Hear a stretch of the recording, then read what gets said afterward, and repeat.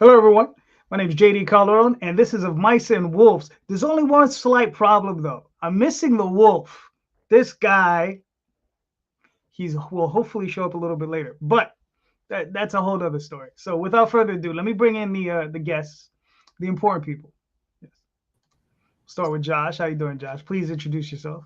Hey everybody, Josh Nealis from Cutthroat Comics, as you can see there, if you know how to read, based out of Findlay, Ohio, and I like to claim that we're Ohio's most offbeat publishing company since 2015.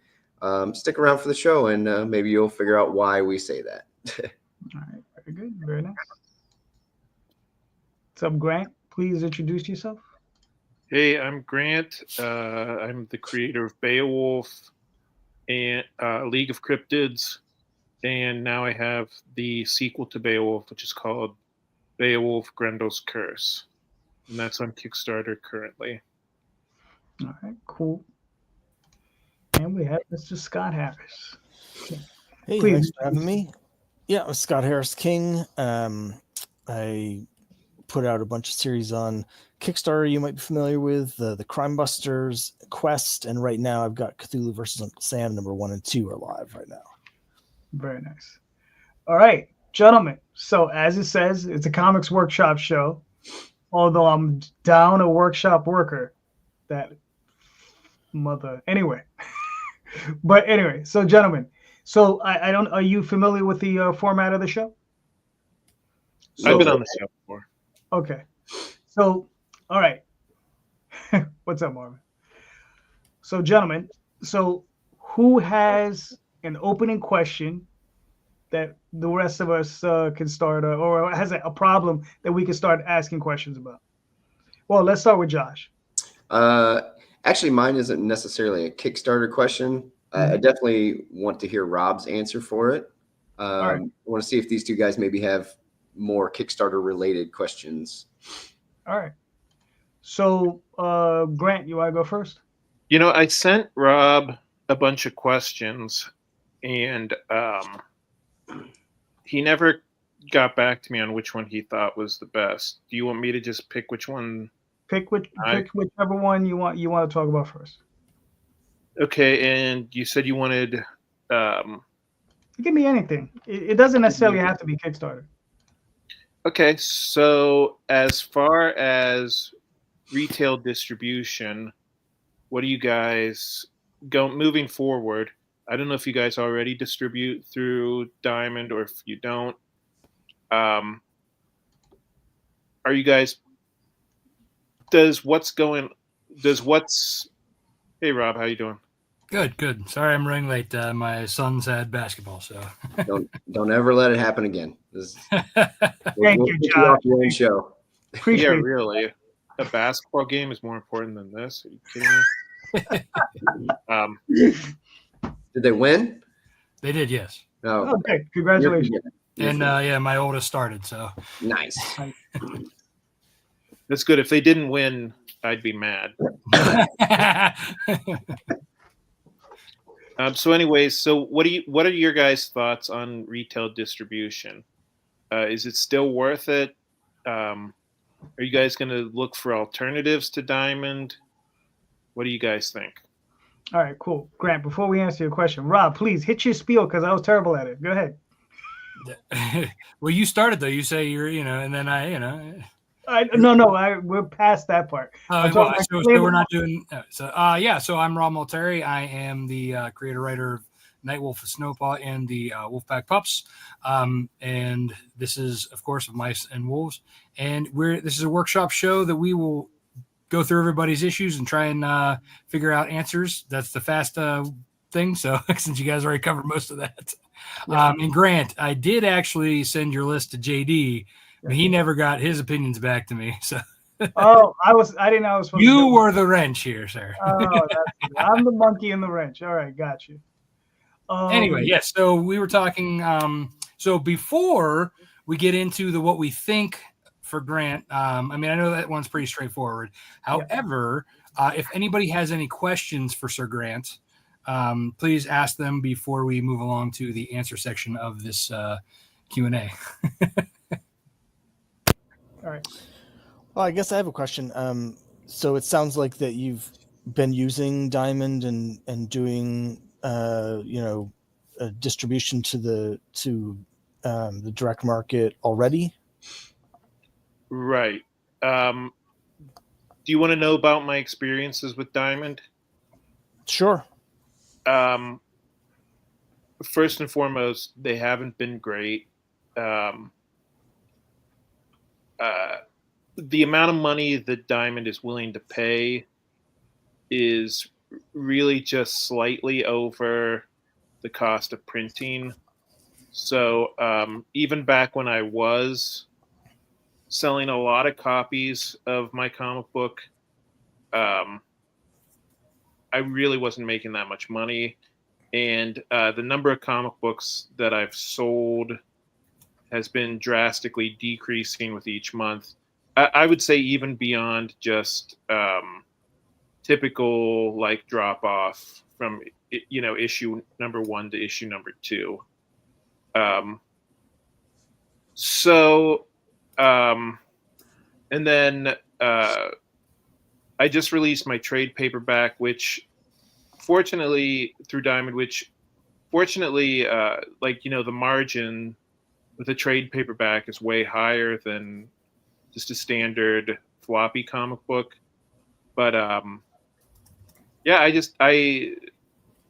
like I said, sales through Diamond have decreased to a point where it's almost like not even worth doing it. Okay. So have you? I know you work with Marvin, so he does a lot of outreach to store buyers, guys who own comic shops, that sort of thing. Have you been doing a lot of outreach to comic book retailers? I wouldn't say a lot of outreach.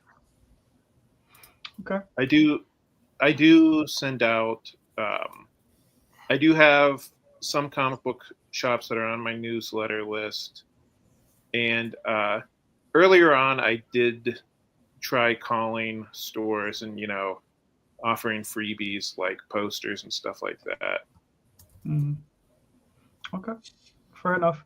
One last question for you now. The sales on the trade paperback, do you consider it? Are they high enough that you consider it worth doing through Diamond? If I could do it over again, probably not. Okay, fair enough. Anybody else got any questions? So when you were going through Diamond, were you doing it yourself or were you going through Marvin, or both, kind of a combination of the two? Well, I mean, technically it's through our publisher, Comicsburg. Mm-hmm. But I mean, I'm the one fulfilling the comic books. Okay. So does anyone else have any other questions before we move on? No? All right. Josh, you want to go first? Yeah, I can. So we answered all of Grant's questions, right? Well, he answered our questions for him. Yeah. Now we're kind of giving him our thoughts on whether we're going to distribute what we think it's worth it, and other alternatives and such. Gotcha. So I'm asking my question now. That's what we're doing, right? Or we're no. We're giving our opinions to Grant. Oh, okay, gotcha. That's what I thought. Okay, I was like, lost me there.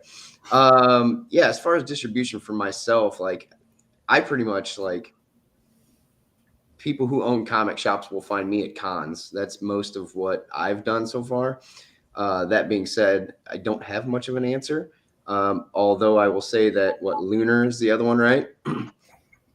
It's on my short list of things to do before I start writing my next novel, to get into all that and start figuring that stuff out. So I don't have much of an answer, which why I'm glad you asked that, or you guys are talking about that. So I learned a little bit there just now. So. Thank you for that. Scott, how about you, sir? I mean, well, personally for me, I've never gone into the direct market. My sales, I don't think have been high enough. I just don't see any profit in it for me. I just see a lot of losses. So I made the decision up front to not try and get, at least at the point I'm at now, any kind of widespread like national distribution. If I'm going to go into the direct market, it's going to be more of a grassroots local effort. I mean, I'm lucky, I live near Boston, and there's probably 70 comic stores within an hour drive of my house. So there's lots of opportunities for me to just go to comic stores and do sort of a more of a local sort of thing. I just don't see a lot of, I never really saw, for me, any viability for that market, but particularly now with the stuff with Diamond. I was just reading today some stuff like about some of the newer things like Lunar. I know like Antarctic Press had a thing where they were basically saying that they haven't been able to get in with like Lunar and some of these new alternatives to Diamond. So for me, it would be if I was in a position where I was looking to do a broader distribution, I think I would be in a wait and see mode here. I don't feel like this is a great time to try and do something with Diamond. See if one of these other competitors sort of steps up for indie market. I'm a little skeptical that's going to happen though. Okay. Cool. Rob, you want to go first or you want me to do it? Good. Okay. So, I mean, I've gone through the direct market. It's been a while. I mean, like since the early 2000s. But my experience with it is that there is room for growth. But as you know already, if you don't have your core costs under control, or if you just have an expensive printer, I mean, I know you're currently printing in China, right? Yeah. Right. And I'll be honest with you, if you don't make at least $1 per book for a floppy or however you want a regular comic book, you shouldn't even be trying to do it. If you're doing a trade paperback, obviously you're going to make a lot more than that, right? Because like you said, there's a bigger ROI in that. But again, if you're not selling at least 500 copies or anywhere from 250 to 350 or 400 copies, it's going to be hard to justify the costs on printing them, even in China. But, as far as like, do I think there's a viability to it? I still think there is. There's talk. Universal, the distributor from Canada, I heard on one podcast coming out of Publishers Weekly, where they may try to purchase the entire company, Diamond, outright, not just portions of it, because they were talking about buying the EU version or the European section of the company and the gaming version of portion of the company. But now they're saying that they may actually pick up the entire company. And if that is the case, that might be a big boom or a big boon for us, because I think they would be able to save the market. Lunar just doesn't have the capacity for it. Other than that, I mean, other than going grassroots, there are no distributors that are doing what Diamond does, because the smaller distributors that I've seen, it's all what is that? I'm forgetting the term, where they're just giving the product to the customer, to the retailers, and then collecting the funds afterwards. Whereas Diamond, they get your funds not upon sale, but upon but when they deliver the books. So, and there's a guarantee with Diamond, right? It's difficult because whoever comes in is going to have the money to be able to do that. And, unless Universal does it or Diamond's able to turn it around in some way and just be able to survive on 20% of what they used to have, it's going to be rough. It's going to be rough. But I do think there is viability to it. But like I said, it's nobody said this game was easy. Nobody said this game was easy. So anyway, Rob. Yeah. So my thoughts on it is it's always been that like distributing to comic shops or finding a distributor, whether it be joining with another publisher who's larger or doing it myself one way or the other, that would be my next level up. However, I've always kind of like been of the mind that like you have to have a lot of printed copies to be able to do that, plus have on hand. And, you know, so that one, you have to have the upfront capital to produce the run for each issue. And then, then be able to put that out. So, you know, like JD said, unless you're able to survive on $1 per issue, you shouldn't be doing it. But also, I think what it also comes down to is like your own bandwidth. And like you said, you know, going to Tom, you're always invited. You just got to bring a new topic, sir. We had you on. The new year, Tom. I think he's just salty that he's not on every show like he is with Chris's. Oh, that's what it is. No, we love you, Tom. But you know, going back to like Grant's question weekly. So I think, you know, your bandwidth, being able to reach out and contact, they still expect you to do that, even if you're being distributed through Diamond, right? So like I think a lot of people have a misconception on what distribution really means. Yeah, they get them to the shops if the shops are buying them from Diamond. So you still got to do all the legwork. You still got to go out there and advertise. You still got to talk to the shop owners. You still got to have the audience say, hey, I want this book in the shop in my pool box, right? So that's, you know, unless you have the bandwidth to do that, because you're not Marvel, you're not DC, you're not Image, right? So you are like like all of us. This is something for all of us. If you're not going in there and you're not talking to everybody and making those relationships, you know, they're not going to put your book on the shelves, even if you're in Diamond. You'd have obviously, if you're in Diamond, you have a better chance than anybody else, but still, you got to do the legwork to get it in there. You're still, you know, it's just like if you're working with a publisher, they expect you to promote your own book, you know? So that's just what it comes down to, is like, if you want to be distributed and go through Diamond or any other, if like, you know, Lunar opens back up, or if there's an alternative, or if somebody buys Diamond, whatever, you still have to put the legwork in, just like you do with Kickstarter, just like you do with your own online shop, just like you do at comic shops and Comic-Cons. You have to hustle your stuff no matter what. So what's your bandwidth? What's worth more, your time? What's worth more, your dollar? You know, going to Comic-Cons and getting 100% of that sale, or giving 90% of it to Diamond or whatever distributor, right? Or consignment at a comic shop. Or consignment. Yeah, exactly. I mean, you know, one thing that I do, and I like has been working for me, is I have retailer tiers in my Kickstarters. So I get new retailers picking those up. And then, like, you know, I'll follow up with them for like the later issues, you know, stuff like that, you know, but it's a small scale. It's not as big as like, you know, getting across the country or whatever, you know, in multiple stores. But, you know, I learned a big lesson during COVID shutdown. So I was in that group that Jen King put together. And I was like, okay, well, you know, I'm going to try and, you know, work this list of emails of retailers that they all were putting out there for us. Right. Well, 9 times out of 10, they wouldn't respond to those emails, or they're just like, oh, well, we're not interested, or whatever the case may be. So you're putting all that time and effort, right? I realized, I'm like, why am I putting so much time and effort for something that's not actually going to help me produce more books, when I could be putting that time and effort into Kickstarter or my own website, right? You know I couldn't go to Comic-Cons, but I could control those two things.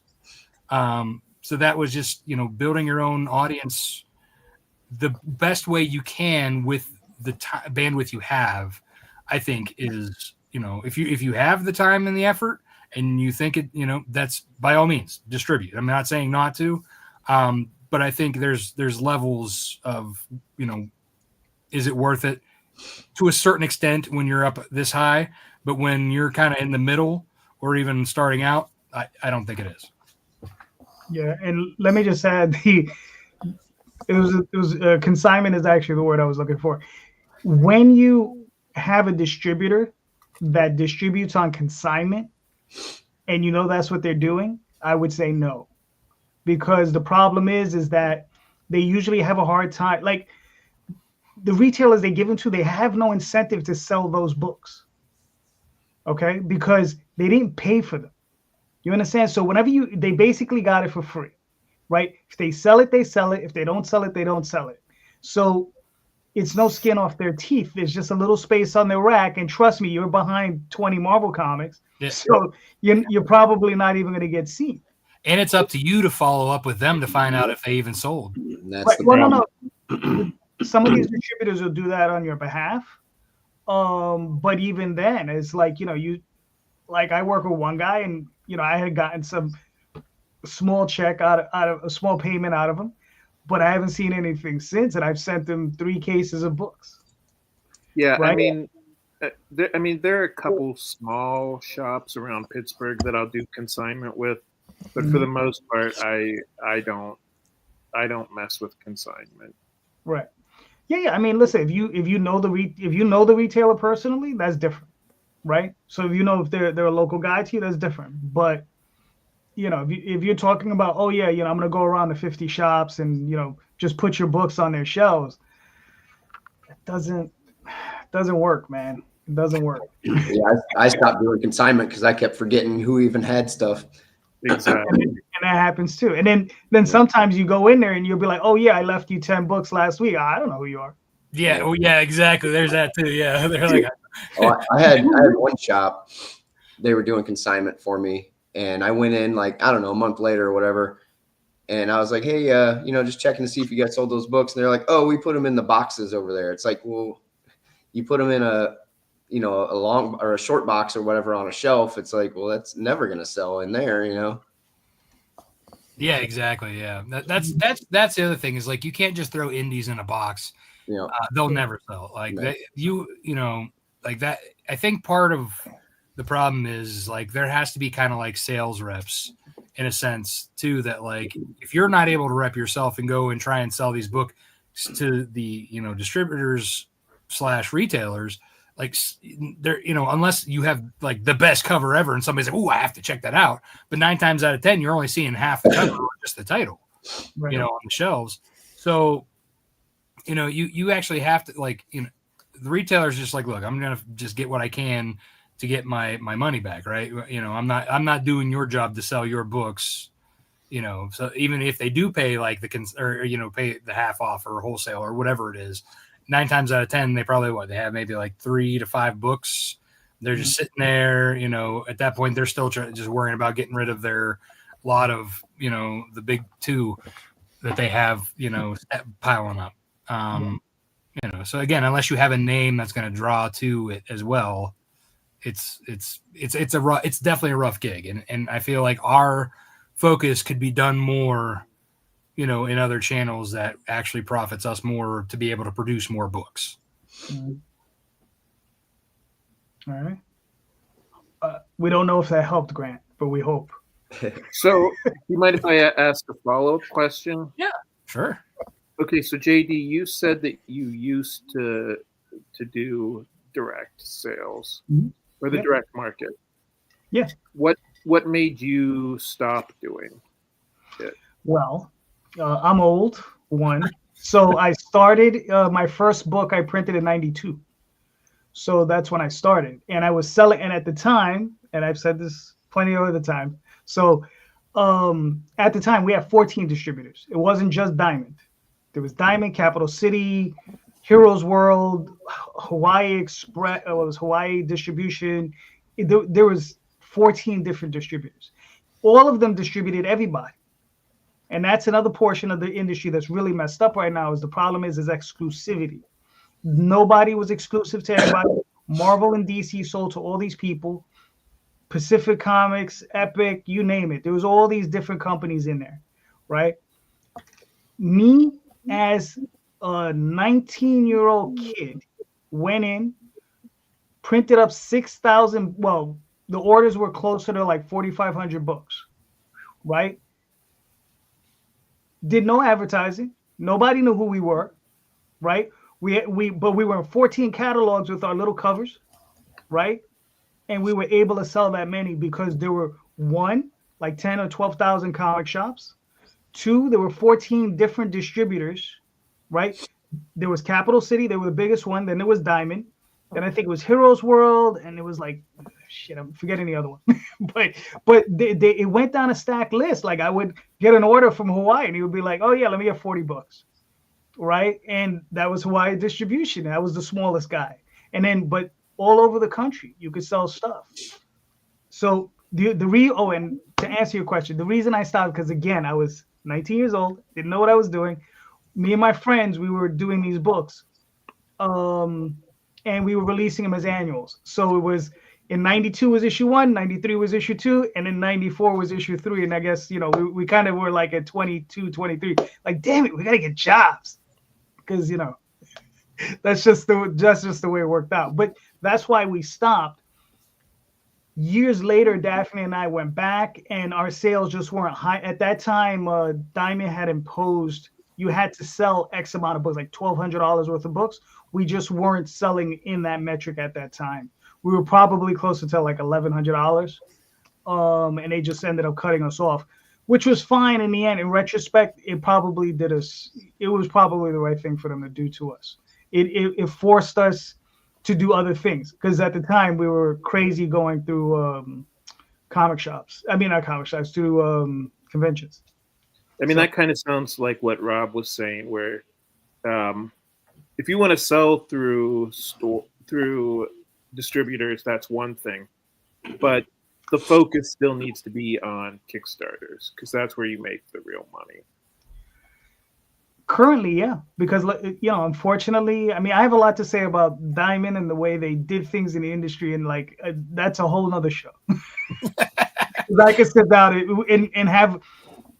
I wish, like, if it was me, Randy, and a couple other heads who were around at that time, we could wax poetic for hours, because it's one of these things where it's just you just like. Randy worked at Arrow Comics at a point where they were selling 40,000 books, of a black and white 32-page comic. I mean, 40,000 books. Randy's been there, man. And I mean, and once you taste that, it's hard to pull away from that, So yeah, man. I mean, yeah, Kickstarter right now is definitely the way to go. And put an emphasis on the right now, because things could always change. Things come and go. But yes, right now, Kickstarter definitely is probably the thing to focus more on than other places. Right. Not saying that you can't try other things. I mean, definitely experiment. Yeah. But the main focus should still be, if you can't get to a Comic-Con every weekend or every month, Kickstarter is definitely the larger, it also depends on how often you do it as well, too. I mean, Yeah. All right. Well, hopefully that helped, Grant. Sorry. So It helped me. So, Thanks, guys. Well, at least we're helping somebody. Hopefully we're not depressing everyone. Jesus. So who's next? Josh or Scott? Flip a coin. You can go ahead, Josh. All right. So I actually just kind of wanted to get people's feelings on what I refer to in my own head as the dark side of Kickstarter. Two little scenarios, and I just want to see if you guys feel the same way about them as I do. The first one is the other day. So I've got a Kickstarter going, obviously. And I posted about it on my own page, my own Facebook. And I got a comment from somebody, and it said, "Hey, this looks cool. You should go back my book." And they wrote their title in there. And I was like, who's this person? And I'm sure like me, you guys get random, ads from artists and writers and all this stuff. And usually I'm like, yeah, we got mutual friends, whatever, cool. So I'm like, I don't remember ever seeing this person. So I click on their thing and we're not even friends. Never even talked to this person, and they're commenting on my thing that people should go back their Kickstarter, and I don't even know this person. So I deleted the comment. Yeah, I would have done the same. Yeah, that's fair. Yeah. Okay. So continue, sir. Yeah. So that was an overstep. Obviously, I felt, I was like, at least say hi. So the next one, a little bit longer of a story. Guy adds me, And then I completely forget that they added me because they never talk to me. They never even post anything. About 1.5 to 2 years later, I get tagged in a post. And I'm like, what is this? And who is this person? And it's for their Kickstarter that they're running. So I was like, I never even talked to this person. I just untagged myself, whatever, not a big deal. And then like the next day or maybe 2 days later, tag me again. So I'm like, I commented on it very politely. I said, hey, I don't have anything to do with this comic book. Please don't tag me in it. And untagged myself. And then they deleted me. And I felt that was kind of crappy that you would add somebody just so you can tag them in your Kickstarter posts 2 years after you've never spoken to them once. And then that person actually like 6 months ago tried to add me again. And I was like, yeah, no. Am I wrong? Am I crazy? Am I a dick? Like, am I not playing the Kickstarter game correctly? So basically what you're asking about is our thoughts on the ethics of promoting your Kickstarter. Yeah. Okay. Does anyone have any further questions or any questions at all for Josh to help? I just got one thing to say. Josh, you're a dick for calling me out like that.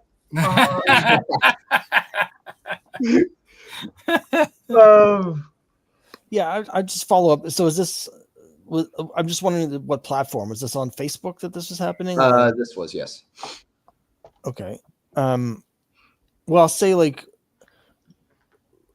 I only have a Facebook account for the comics. I deleted my personal account. Everyone on my friends list are other comic creators or whatever. There's a lot of things about Facebook that I strongly dislike, but for me, both of the things you're talking about are kind of a little more Facebook problems than necessarily Kickstarter problems. There's problems that I have with people contacting me and doing things on Kickstarter. But in terms of Facebook, so for instance, if I'm trying to like highlight a post or whatever, the way Facebook, I forget if it's what the tag is. I think it's just highlight maybe. I'll get notified that it'll be like so-and-so mentioned you and 38 other people. When I've tried that, what I've discovered is it basically picks. So I've got 1,500 people on my friends list. If I use that tag, it'll pick a random group of 50 people from my friends list and will tag them. It won't tag all 1,500, but it picks them at random. So I don't actually know who it's notifying that I've mentioned them on my post because I'm not actually mentioning anyone specifically. So that may be what's happening here is that they've put like a highlight and Facebook has just chosen you at random to notify you that you were mentioned in it.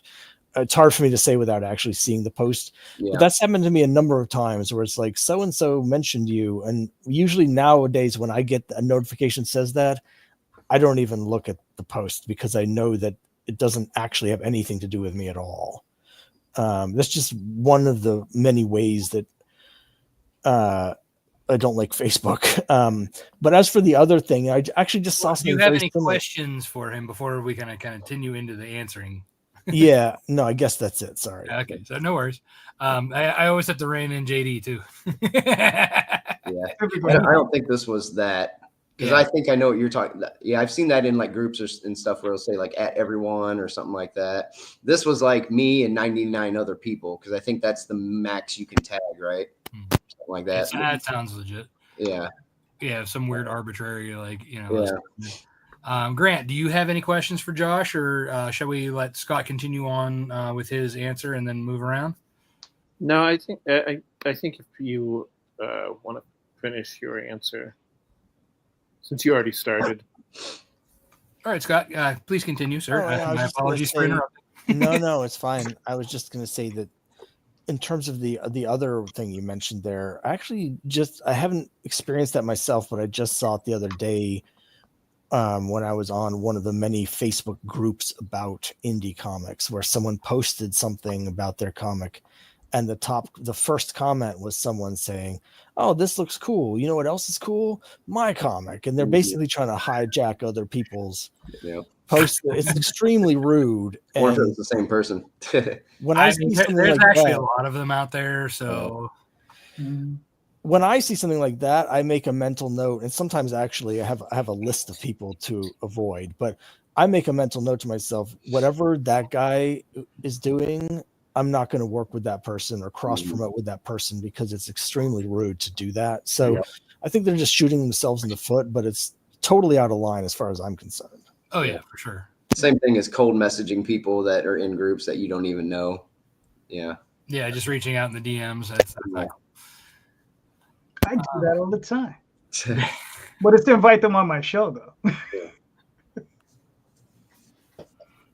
But that's a benefit to them as well as you, JD. Usually it's not even a benefit to me. It's just a benefit to them. But, Grant, do you have anything for Josh? Yeah, I mean, at some point, pretty much everybody has done what you're saying. I would say the nice thing about social media is that it's relatively easy to just ignore people. Like if somebody gives you the you back my comic book, I'll back yours, I'm all right with that. What I don't like is 6 months after your Kickstarter's done, people emailing you and being like, hey, I have a Kickstarter out, and I backed your Kickstarter. In other words, implying like I'm somehow obligated. It's a tit for tat. Yeah. Yeah, I don't like feeling like that either. It's a weird thing. Yeah. Yeah, I think again, it's all about like, having kind of like a moral compass with it too. Like, again, I'm a big against DMing. If you DM me, I don't care who you are. If I was planning on backing it, I probably won't. Or even if I did back it, and you definitely, if you DM me saying to back it, then I'm gonna be like gone. Yeah, if you hijack a post, you're done. So don't be rude, because one, that just, like, Scott said, it kind of shoots you in the foot on that. And and when it comes to like, you want to, the tit for tat thing is, if you agree to that up front while you're, that's one thing. Right. Like, I try to back as many people as I can at the time. I can't back everyone, so I'll post like on my page, hey, I can't back everybody. There's 1,000 Kickstarters running. Please post your link, inviting people. That's one thing. I think sharing is a good thing as well. But I don't expect anybody to back my stuff. I don't expect them to expect me to back their stuff. Especially right now, having some financial issues with my company that I work for going under. So I'm not going to be backing a lot of things. So if anybody's out there expecting me to, not. So, you don't know what other people are going through. You don't know how many Kickstarters they have a budget for, right? So as us as creators, right, we probably, have a budget of what we're going to spend on Kickstarter, unless it's something that we really have to have, then we're just like, the budget's gone. But when it comes to like backing each other's stuff, I try to like, limit it as much as I can. Like I try to back, especially if it's somebody new who's been trying to get something where, I'll try and back them. If it's a friend, I'll back them. If it's a project that like, it's somebody that I'm, have mutual friends with or whatever, and we have mutual respect, I try to back. But again, if it's to the point where I'm like, okay, I can't back you, but I will share your stuff, but then don't try and make me feel guilty for not backing, And I think it's kind of that golden rule: do unto others as you would have them do unto you, if you will. Yeah. If they like people like being dicks to them and saying, "Hey, I'm going to hijack your post," I'm going to DM you. Like, yeah, you definitely want to stay away from people who just do swarmy things like that. Yeah. I just want to make sure I was not just a bigger jerk than everybody else. No, man, no, they're the jerks. Yeah. JD, how about you? I agree with everything everybody had to say about it. I mean, I don't think you have anything. Yeah, Josh, you're fine. Yeah, Okay. don't feel You're not a jerk, sir. You're not a jerk. But yeah, I mean, we all know how tough it is to promote. I just think people need to figure out better ways to promote. Like sometimes I will cold DM someone trying to cross promote, right? So that's something you could do. It says, listen, I saw Oh, yeah. your, That's what I'd be totally fine with. Yeah. right. Yeah, It says, something like I that. saw your campaign. It looks, I'm doing a fantasy campaign. You're doing a fantasy campaign. Maybe you'd like to do a cross promotion, or just a cross, update thing, Or even when you put out a message through your Kickstarter with links to other people's Kickstarters. I Yeah, think I've done yeah, that before too. Yeah, I exactly. just remembered I need to try to do that. Yeah, that's a big part of it. Right. I think, along the lines of that too, is to people have to realize too, is that if you are a Kickstarter creator, you're not technically the artist or the audience of another Kickstarter creator. Yes, we do back each other's stuff often, but really you want to find your audience and promote to them properly, not bogart somebody else's. Right. Well, and also, I mean, I can't financially back every single one of my friends' books, because at some point you look at your friends list and you're like, oh my god, every single person on my friends list has something that they're, especially because I literally have a giant box of to read books, which, I mean, I'm never going to be able to read all the books that I have currently, I don't think you're trying hard enough, sir. I was going to say you're doing well to just have one box. I mean, I've got. Yeah, I'm pretty sure I'm up to 3. Plus, my bookshelf is starting to fill up with trades. I got back issues. I've probably got 3,000 or 4,000 back issues that I've bought that I haven't had a chance to read yet. So one box sounds pretty good to me. We've got issues. See, I got you all beat. I have Ewoks #1 sitting on my table, and it's been sitting there for like 3 weeks. I have not read it. That's it. That's the only book I haven't read. Oh, okay. So, Good for you. Argo makes a good point too, because the people who will hit you up and be like, "Hey man, I backed your comic book and you didn't back mine." Those are usually the guys who don't have like any cheap tiers, and that drives me nuts. Like, you should have at least one tier that's under $10. Yeah, or like a digital one for $5 or whatever. Right. Yeah. Or the $1, okay, I'll throw you, $5 or whatever. But again, I think like lately I've been more choosy. Well, at least before the whole job situation, I was starting to get choosy, and then I was like, okay, maybe I should wait for the trade. Because at one point I was like, I'm getting the single issues and I'm getting the trade. This is crazy, So, but yeah, I mean, as much as I want to help out at this point, it would be mostly shares for me until hopefully in the near future when something changes. My boss just told me today we're hiring, so if you want to move to Ohio. Unfortunately, I am landlocked to this area because of I almost commented on your post about that, and I was like, it's not even a fun joke right now, probably. So, decent job though. Well, can it be done remotely? It cannot. There you go. If it's anything like yours, I know you drive around a lot. Yeah, this would be fixing chairs for dialysis centers. Yeah, I'm probably not qualified for that either. Yeah, it's actually not that hard, but it'd be all over the place. Yeah. All right. So, Josh, we hope that helped. Yeah, I feel better about my self-esteem. All right, good. Because, you're not a jerk, man. You're cool people. Because you're not a dick and you have a job. Yeah.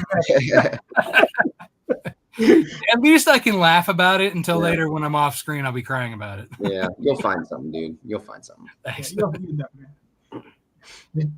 God, I hate to ask. Did you get severance? No, God. So it's so bad and so bankrupt that the owner is taking out of his own 401k to make sure everybody gets their last pay. Wow. Yeah. Yeah, that sucks. Hopefully, man, this will be one of those things where it's like bad now, but it'll turn out later in life. You know, a year or two from now, you'll be like, this was the best thing that happened, that it forced me into something new. I've had that happen a bunch of times. I hope that happens for you, dude. Thank you. I appreciate it. Yeah. I mean, I'm hoping either I land another great job or that somehow this comic book thing takes off. That'd be nice. But, I think just based on experience, I better keep applying. Like I was telling Grant, this is not an easy thing to do. Like, remember what Jack Kirby said: comics will break your heart, kid. Right? Certainly. Yeah. And working for somebody else who apparently isn't good with money. Yeah.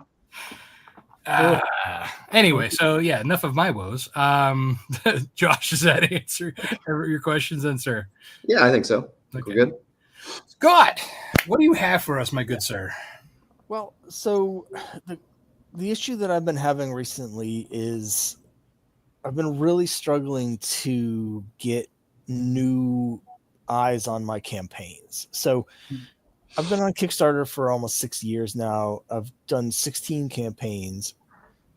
And up until about a year ago, it was pretty consistent that my campaigns would generally be probably 60 to 65% returning backers and like 35%, maybe 40% new backers. And last year, though, all of a sudden, it just seemed like I couldn't get anybody new to even see the campaign. So, for example, typically, very consistently for, say, my first 13, 14 campaigns, my conversion rate for my followers was almost always exactly 30%, sometimes 27, right?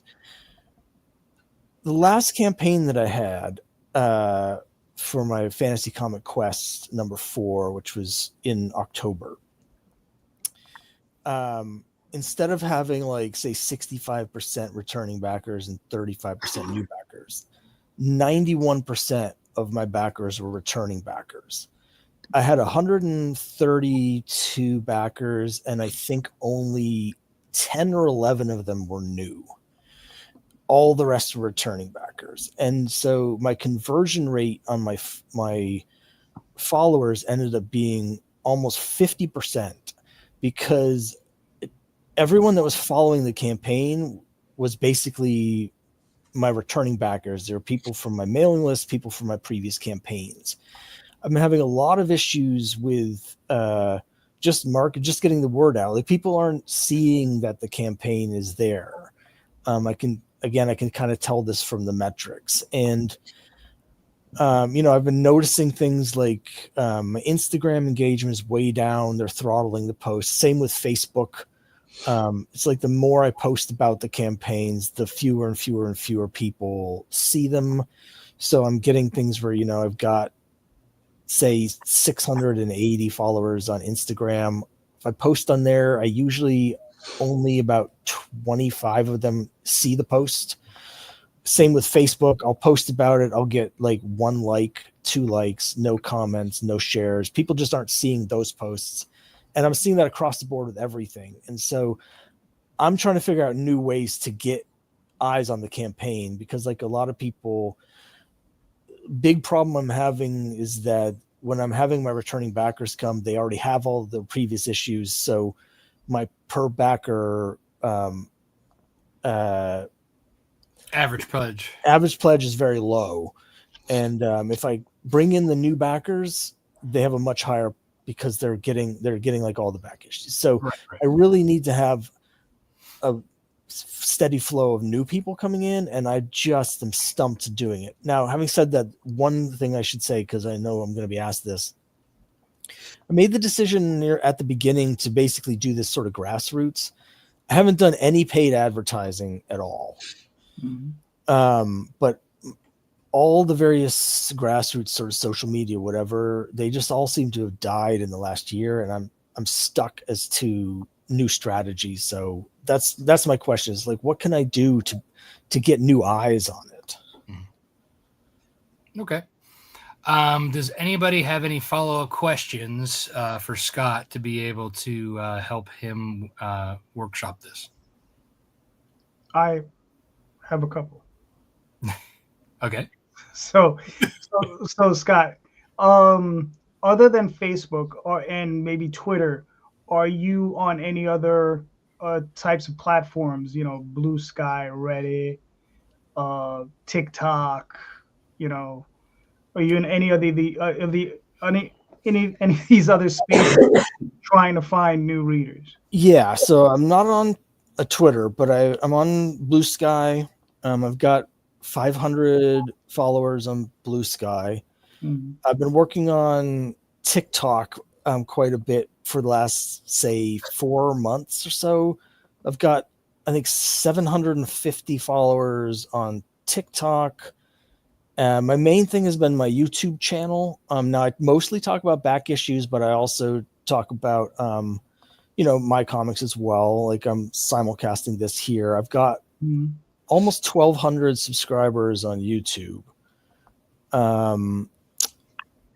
And yeah, so, and I'm active on Reddit, although not that active. So, I comment here and there in various sub forums. I'm more active in the back issue, like the comic collecting sub forum, but things like the comics writing sub forum, I'm relative, I've posted there a number of times talking about the comics that I'm making and stuff like that. So I have a small presence on Reddit, but not that active. Okay. Do you have an email list that you've been building up?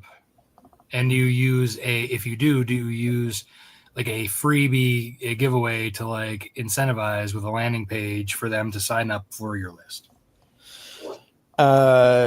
Yes, and sort of. So I've kind of done the same thing with the mailing list as with the advertising in general. Like I haven't done any like big giveaways. I haven't like subscribed to things where I'm just getting like 5,000 random emails because they want to get the free thing. Right. Because I really have been focusing on trying to get like the engagement. So I've mostly been collecting the emails from my Kickstarter campaigns. I do have a landing page where I try and push people to it through some of my other social media. And if they sign up, they'll get like a free PDF with, Crime Busters #1, or I forget exactly what I have in there. So, right now my mailing list it is still very small. I've got about 430 people on it. I have really good engagement. Like my last couple emails, the open rate was been about 50%, I think, recently. Yeah, that's actually really good. That's So, I think they say the average is like 30%. So 50%. Yeah, I've been really doing around 40 to 43%, but I recently removed about 60 or 70 people that had never opened any of them. Yeah. And so the rate now it's up to about 50%. And that seems to be where most of my support comes from. So like, again, I was very happy with how many people came back for the last issue of Quest. I've done 4 issues of that series. My backer count it was like 143, 134, 142, and 131. So almost exactly the same. And this last time, again, of those 131 people, I think something like 119 of them were returning backers, 120. So the people that are reading it are coming back. I just can't get anyone new to see it. Yeah. Okay. Grant, do you have any questions? No, I mean, I think he was pretty thorough. Okay. Josh, how about you? Can I have your email list? Now that's a dick move. Under the CAN spam laws, I don't think I can give you my email list. But you can cross promote the DMs. Yeah. Cross, True. yeah. There you go. JD, do you have any more questions? I have one more that I can think of, but if you have one, I'll let you go first. No, ask yours. I'll ruminate. Okay. So when you're doing, you have like for the Crime Busters, you said you're giving an issue away for that when you're having them sign up. Do you have another one that's for the quest? I haven't, although I've been thinking about doing that. And also, like with Cthulhu versus Uncle Sam, for instance, I've only got the 2 issues out. One of the reasons I'm doing my current campaign, which is to reprint them with new covers. But I'm also doing it because I want to sort of remind people this exists, because I've just started working on issue 3, so that'll be out later this year. So I'm trying to bring it around. So, I've been thinking about doing a quite large PDF that'll basically have the first issue of all 3 of those titles in there. But at the moment it's just Crime Busters that's available. Okay. And are you using MailChimp, or what are you using? Yeah, I'm using MailChimp. So that's one of the reasons I had deleted those dormant accounts. I'm still on the free version of MailChimp, which capped it currently at 500 subscribers. Okay. So once I got up to like 490, I was like, well, I know a lot of these people aren't even reading it. So I just cut out the dead weight to get back under that. So it might behoove you to separate those into 3 different landing pages. Just for the fact that like those are 3 different titles that are going to have 3 different audiences. I think that you're able to make tags. So like whatever landing page they come in the funnel, where you could set it up that if they come in from this one, they are tagged with, let's say, Cthulhu because they're backing Cthulhu versus Uncle Sam, or Quest because they're going for the Quest, and Crime Busters. You could tag them however you want. And then that way, if you have, obviously you want to hit up, like when you're starting your wind up for whatever campaign you're doing, it makes sense to then like say, hey, I'm going to put this first issue out of this campaign a couple months ahead to build up that email list. And then right before, obviously, when you go to launch, hit your entire list just to try and get as many people in as you can.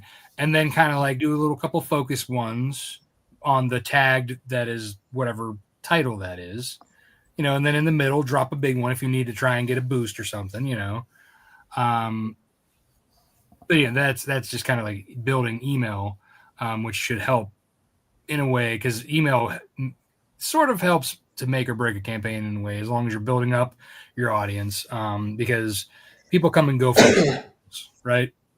Like you said, Instagram, you're not getting as many. Facebook, you're not getting as many. Trying to pull these people from different places into your list is really, then they're centering around you, right? So I think that's something that will help you prior to your launches. Now, that's not going to help you now, but that's something always to consider before you launch. You always need to go into audience building mode with your email list. That's just something, you don't want to go, to a party and not have, the list to invite guests, right? You don't want to just be the host and not have anybody coming. So even if, you want to make sure, because we all have attrition too, right? We lose backers, we lose people followings. So we want to keep bringing back new people. They are the lifeblood of us continuing to read, as well as the stable body of our current readership. But you always need new blood, like kind of like dialysis, if you will. Yeah. But yeah, so that's kind of like my main thoughts on what to help you with in the long run. Does anybody else have anything before I do more of the kind of like what you can do with Kickstarter now? All right, because I don't know. It sounded to me like you answered the question before the question round was done, Rob. What did I? Because I asked everybody if they had any more questions, and then I said I'm going to ask. No, it sounded like you answered though. Just fine. Yes, I got one. Got Rob to bring. You have another question, JD? Well, yeah, there was this one thing about.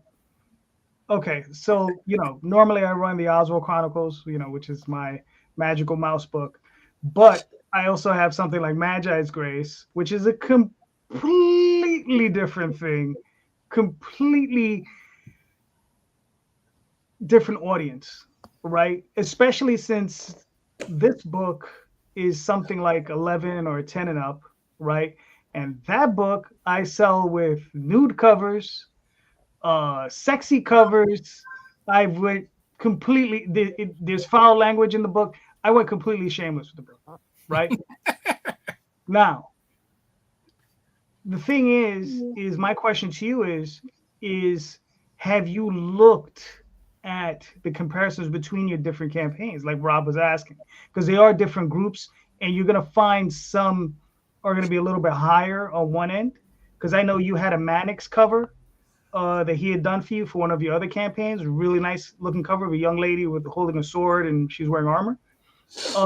Did you see the metrics on that were maybe a little bit higher because you had a young lady on the cover?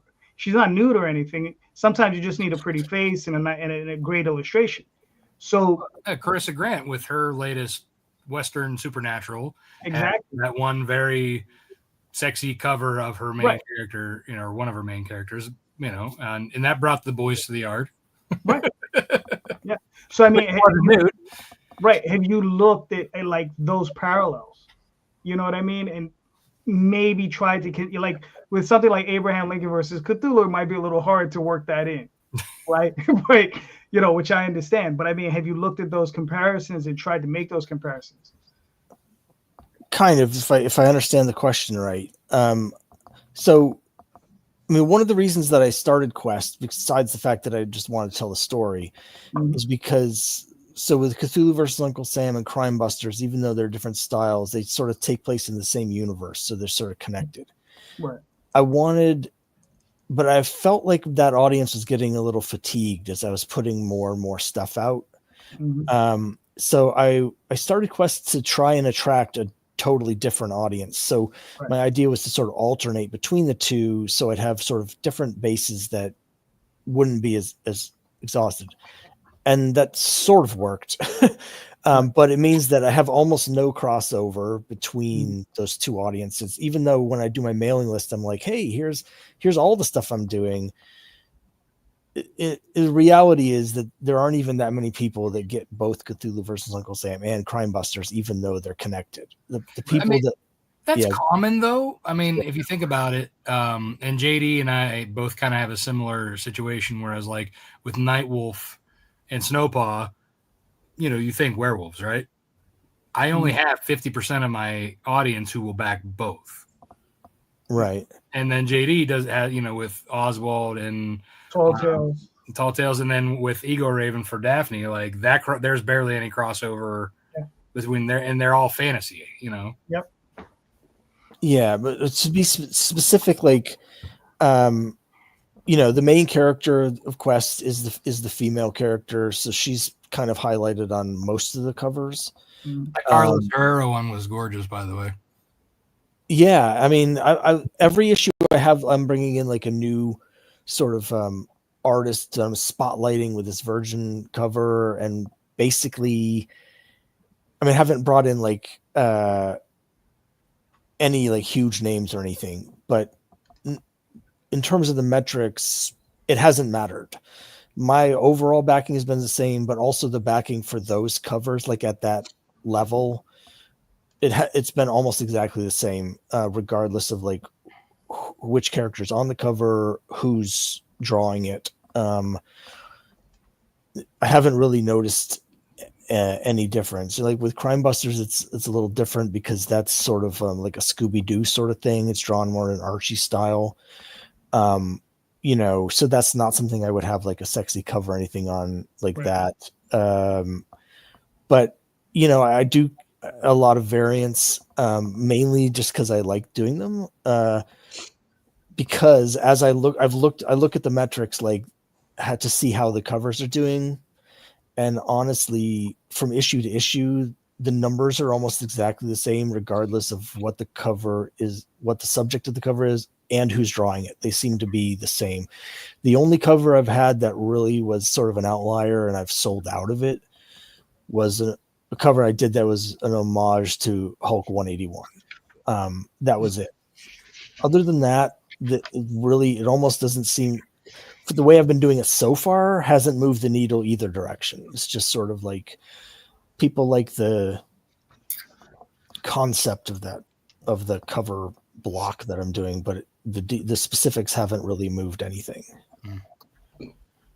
And that could change. Like, so let me ask this. Some of you may have more experience with this. Like, I've considered bringing in sort of more expensive, popular artist who maybe has like a large following in social media. The people I've been using, I've loved their artwork. I haven't noticed any kind of boost from their fans or anything from any of them. I've contemplated trying to figure out like which artists, have the big fan bases that are really engaged, and maybe spend more money to hire them to try and get those people to come in. I don't know if that like would convert into people that would only buy that person's cover, or whether maybe they would stay for other issues. Like, I don't know if anyone has any experience trying that sort of thing. That's really hard to say. I mean, you guys mentioned Carissa Grant before, and I did notice that this most recent Kickstarter, she really jumped up, and she's crediting all of it to the one cover. I mean, she did a lot of variants with that too. Like she did like metal, different cover. Like she did a lot of like limited exclusives. And it was focused a lot on that particular cover. So I think there is merit to what she's saying as far as that. But continue, Grant. I'm wondering how much of it has to do with what you were saying. I mean, if you're suddenly charging, like $40 for a metal cover. I mean, yeah, your Kickstarter is going to make way more money. But then you also have to think like, I mean, I stopped doing Chrome covers because I realized like, I mean, they're so expensive, and like, yeah, you can push that expense onto the customers, but at some point it's like, are you really making that much more money? You know what I mean? Like, really, what is it accomplishing other than being just like a super impressive Kickstarter? You know what I mean? Because like if it costs you like $11 to print a metal cover, and you're only selling them for like 15, you're really not making a bunch of money. Well, I think Carissa was selling for $150. Oh, okay. Well then. Yeah, that's different. Yeah, she, like I said, they were like super limited. Like she didn't order a lot of them. I mean, I sell them for $75. But you also have to take into consideration, like a lot of these printers have minimum numbers that you can. Not the one I use. The one I use will allow you to do one of one, and if you want, I'll let you know who he is after the show. Well, so to speak to the question, I think here, for instance, with Quest 4, I had Erwin J. Rosa did a cover for me. You guys are probably familiar with his work. Love his art. When I do my variants, I have like certain variant slots. So like I have like every issue will have this type of variant that has a different artist or whatever. With Erwin, I had 3 different versions of his cover available. There was one that was available at a $13 price point. One was $25, and that one was limited to only 50 copies printed. And then I did a metal at $59 that was limited to 25 copies. And again, with the previous issues, I've had the same sort of price point slots, but with different things. I had essentially the same number of backers at each of those levels as I have with the previous campaigns. maybe one or two more people at $25 level, but basically the same as with issue 3 with a different artist, and with issue 2 with a different artist. It didn't really the different price points, with the more expensive versions or whatever. None of that really changed from one issue to the next. It didn't move the backer count up. No, Right. It didn't change anything. I think it depends on the artist too. Let's say if they just have a social following, but that doesn't translate to Kickstarter following. I think part of that gaming the variant cover is finding a talented artist who's not overly expensive, who is very popular on Kickstarter at the moment. So that's kind of like, you want to be like, hey, one, you want to judge your budget. You don't want to go past too far, because you could go far and but not make a difference on how many backers it brings in if it doesn't pay for itself. The other thing is, like I said, the following on Kickstarter, if they have people who back just for their cover, that still may not mean that they're bringing to the next campaign that they're not involved in. Right. So yeah, it may move the needle a little bit, that campaign, but then you got to find somebody that then ones up that to keep that in that, so really, I think that there's kind of a nice balance of having somebody who's popular artist on Kickstarter, but also who does a great job that says that cover is amazing, right? You almost want to be to the point where, like, I don't know which one's the best cover that I have, situation like that. People are like, oh, I want them all. They're so good. You know what I mean? Like, that's almost like one that'll help with your, average pledge, but also like, if people like in general just are attracted to a cover, like how many times you walk into a comic shop and you say, I like that cover, I'm going to check this book out, because that's really the first thing people see before they pick it up and then look inside. Right. But and I know you have your pages as well on the site, so it's like not one of those things where it's like you're just hiding behind the cover. Yeah.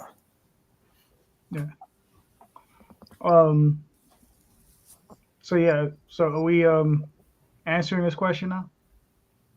I think we've been kind of answering them. I don't know if Josh has had a chance and had an opportunity. Honestly, you guys are more successful at Kickstarter than I am, so I'm basically just trying to absorb everything.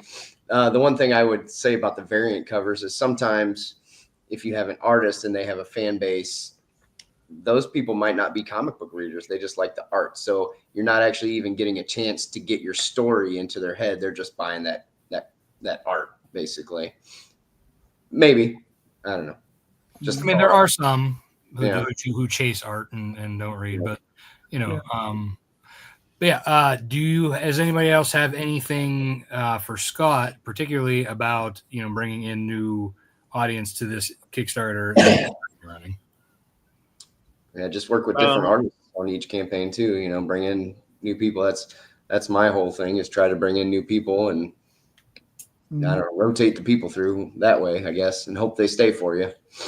Well, one of the other things that you could try, we've discussed it earlier, is like, have you done update swaps with other creators? Yeah. So, one of my strategies, whether it's worked or not, debatable, has been to focus on Kickstarter platform itself. So usually when I do a campaign, I'll be doing update swaps every other day for the whole campaign. I usually do a couple people each update. So with a typical campaign of mine, I'll be doing update swaps with 25 to 30 people over the course of the campaign. And because my thought is rather than try and drive people to Kickstarter, why not target the people that are already on Kickstarter to buy comic books?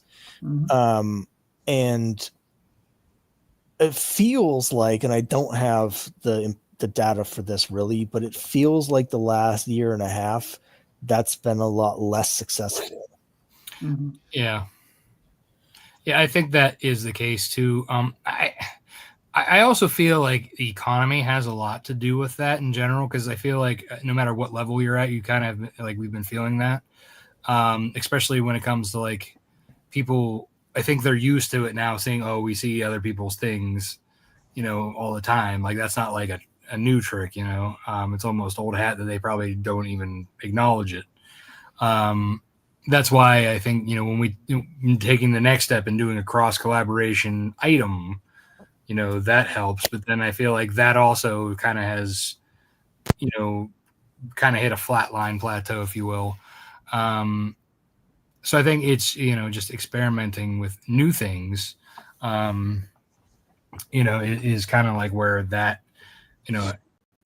people have their audience. Sometimes they're just like, well, I'm only here to back this guy. Other people are there.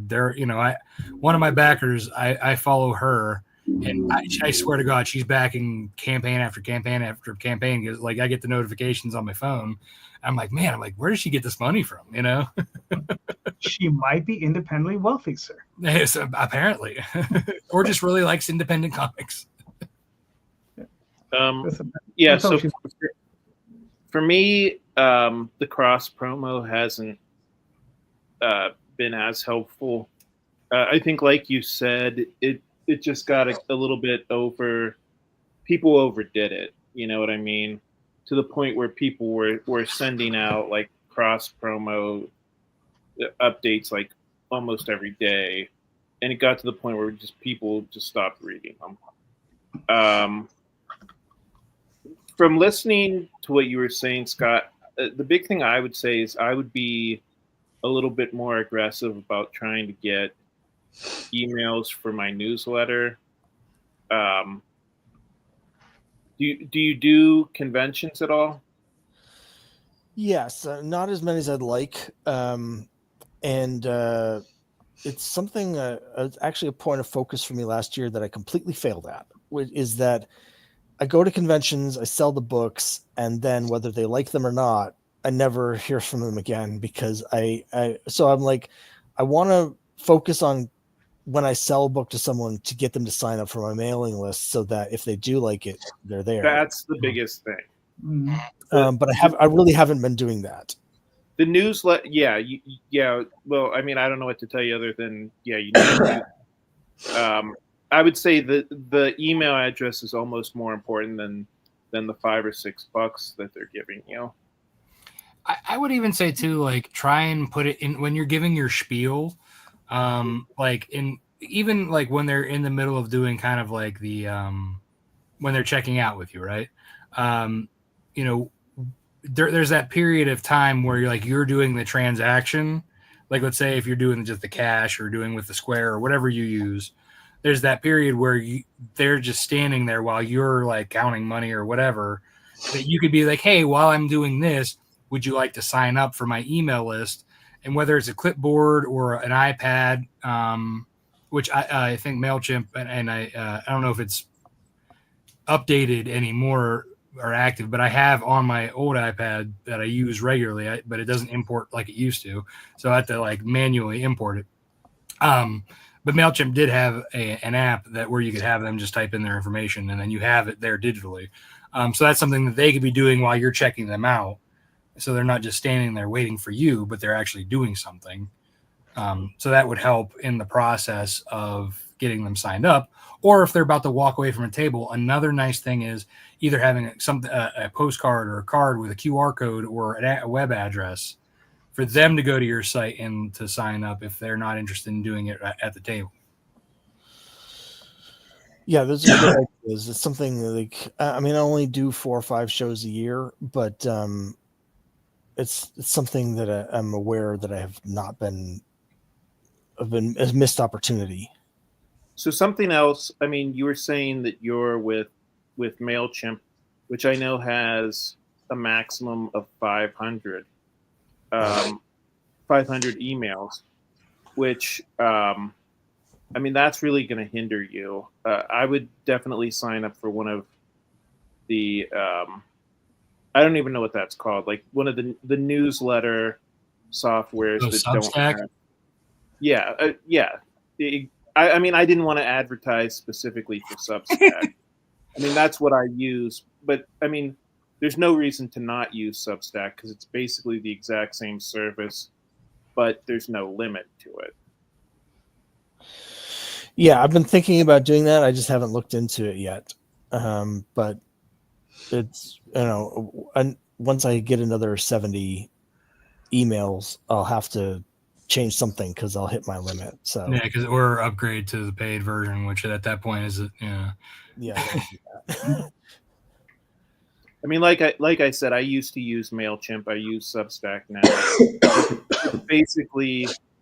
It's basically like literally the exact same service, except that there isn't the 500 email limit on it. So, I mean, there's no reason for you to pay the extra money every month.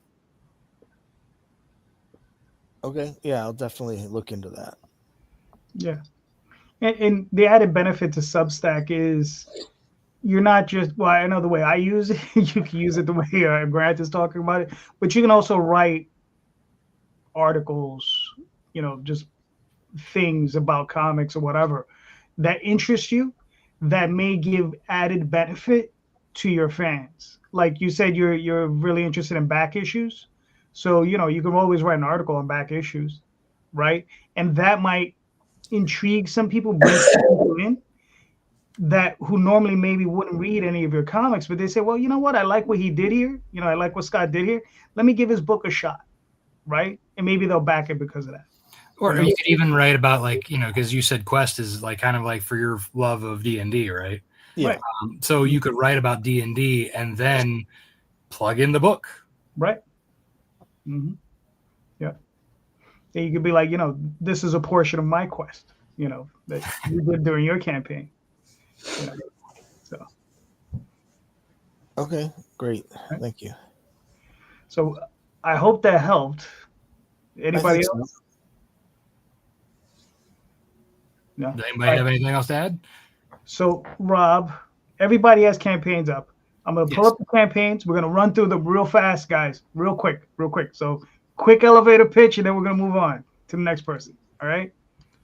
So, yep. There we go. Oh, me first. You first.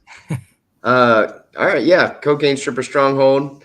It's as ridiculous as it sounds. Basically, this is the comic series, which is a 4-part prequel to a novel I wrote a couple years ago, where a horde of zombie businessmen and a biker gang attack a brothel because they like cocaine and strippers. Novel, every 1 or 2 cons would sell out, so I knew I couldn't let it die. So I wrote the 4-part comic series. Follows Jane as she goes from posh rich girl on a self-sustaining high-rise that is falling apart. So she has to be forced out into the world of zombies and learn how to survive. And I was able and fortunate enough and lucky enough to reach out to Mike DiCarlo from DC Comics, who did the cover and the flashback pages for me for this book. Got 3 different covers, got his pencils and inks, we got the Virgin cover, and then the trade dress. It's a fun book. It's a zombie comedy, but it's got pretty good character development as well, I believe. All right, cool. Listen, man, it sounds funny. Yeah, it's a good book. It came out really well. Yeah, it looks good. I really like the Carlos covers. Obviously, he's a classic. Oh, crushed it. But your interior page is really nice as well. Yeah, Cristiano Reyna, who's done all the Turkey Sharks books and everything previous to that. I brought him back to do all that, and he did the colors on the cover as well as the kind of monochromatic thing with the flashback pages to make them kind of stick out. Gotcha. Okay. Listen, looks good. Your 21 backers, you're already funded. Yeah. 20 days. Hopefully we can, get you like, I don't know, 5 times that amount, 10 times. Yeah, it's so I mean the digital copy is $3, and if we get to, I think it's like $1,000, that adds on the indie bundle, which is 6 more books, and then that would also put in Turkey Sharks 1 and 2 digital. So even if you back it at $3, if we hit $1,000, you're gonna get 9 books for $3. All right, good. So folks, go check that one out. Like I said, we're trying to do these quick. All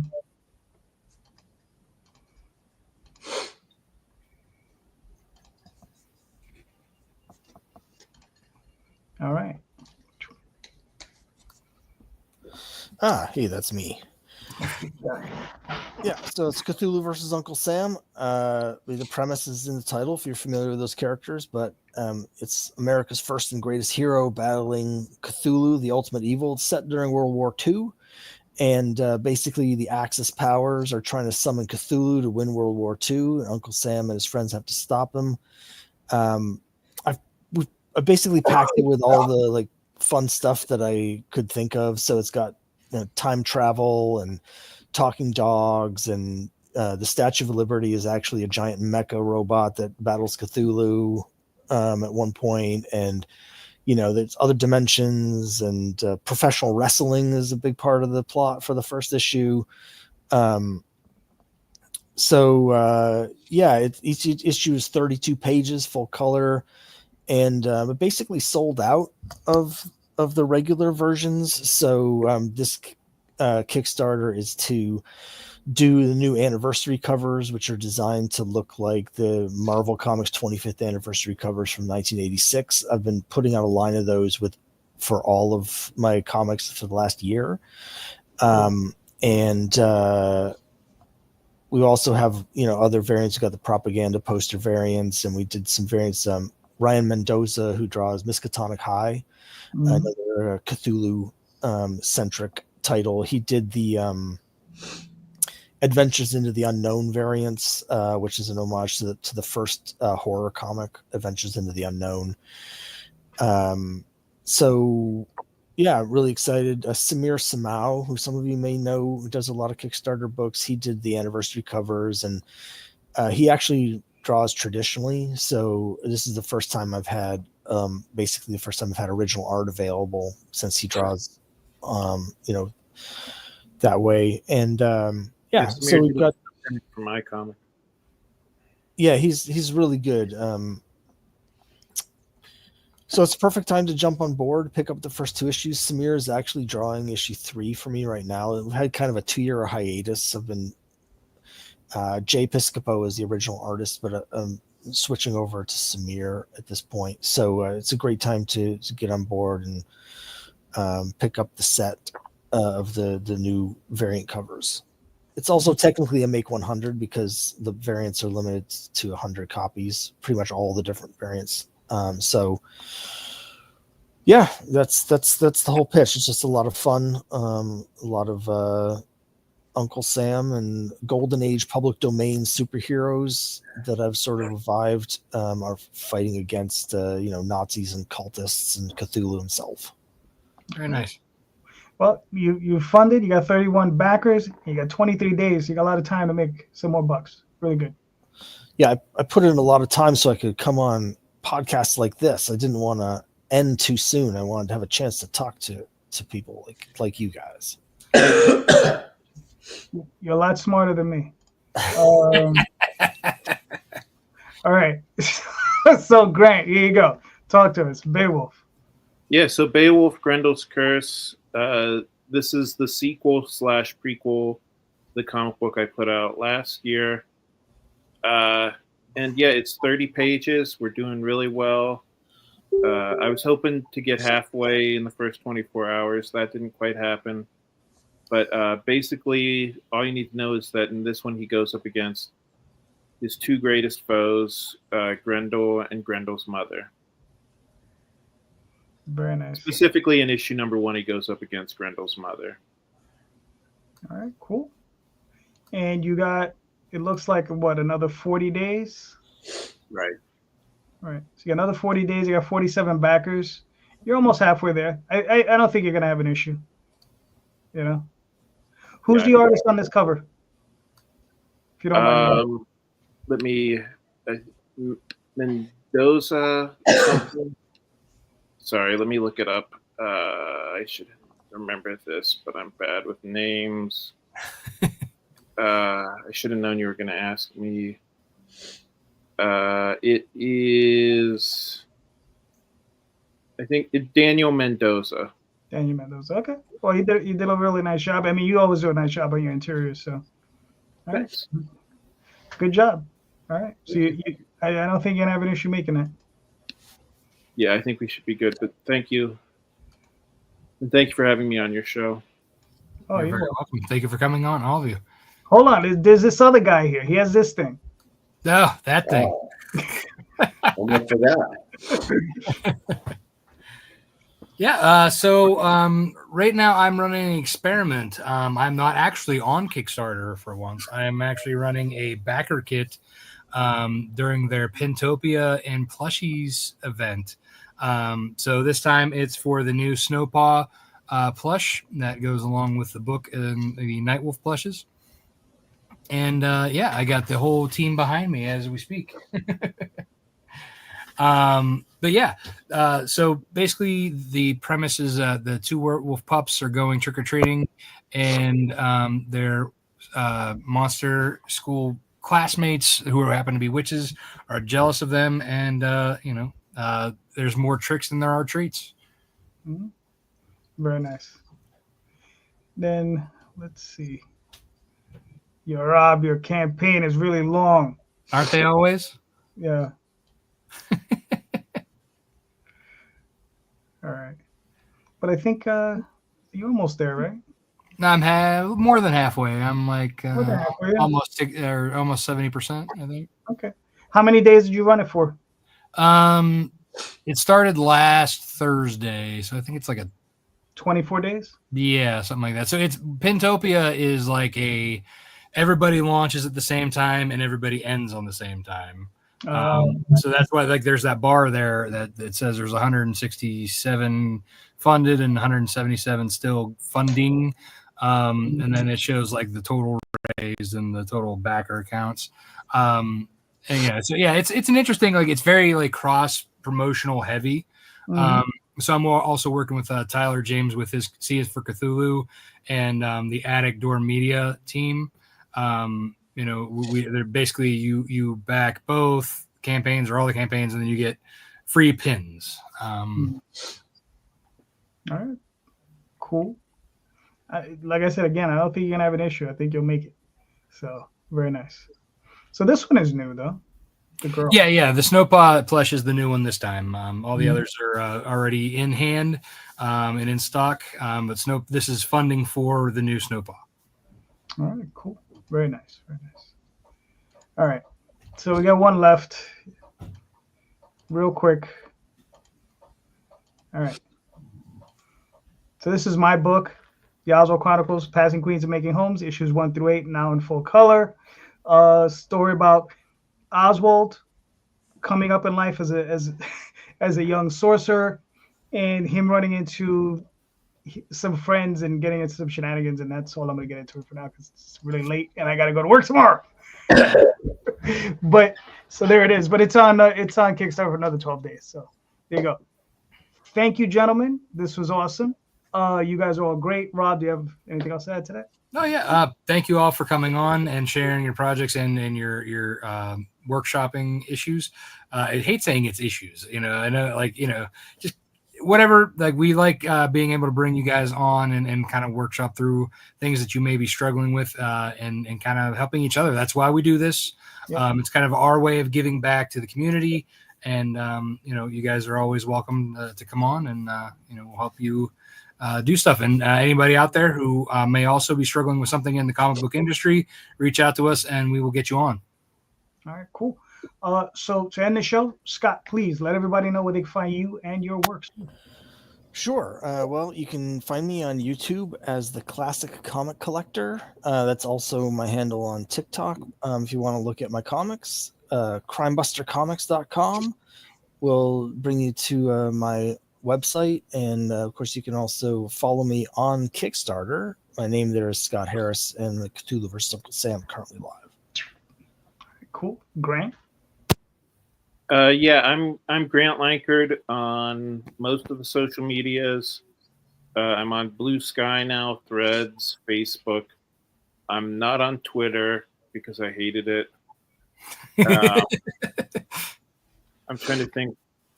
and comicsburg.com. All right, cool. Josh. Yeah, I mean, Cutthroat Comics, pretty much mostly everywhere.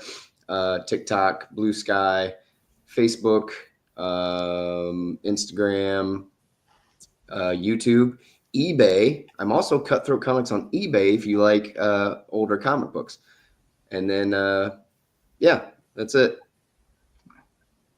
All right, cool. Rob, where can we find you in your work, sir? Yeah, so you can find me, and apparently my cat and my son. You can find me at Lone Wolf Comics, Twitter, Facebook, Instagram, Blue Sky, TikTok. I may not be as active on all of them, but you can find me there. You can also find me at Rob Multari on Twitter, Facebook, Instagram. LoneWolfComics.com is my website. WolfpackPups.com is my other website. You can find the Kickstarter, well, I guess the backer kit. Wow, man, I'm so used to saying Kickstarter. You can find the backer kit for the latest Wolfpack Pups at snowpod.wolfpackpups.com. All right, cool. I'm JD Calderon. You can find me on YalzoChronicles.com, TallTalesOnline.com, Facebook, Twitter, Instagram, all those different places under that name. Sunday nights, doing Indie Comics Explained, talk about the business of comics. Every other Tuesday here with Rob, and on Kickstarter. So go check it out. And just remember, everybody, all of these creators are awesome. All of these creators are working hard, and they're all doing great books. All of the links to their books are in the chat. In the show notes. So please go click on those links. Go buy those books, all right? Because they're awesome, and they all deserve your support. So thank you so much for being here. And just remember, read more indie comics, especially ours. Thank you, and have a great night. Thanks, guys.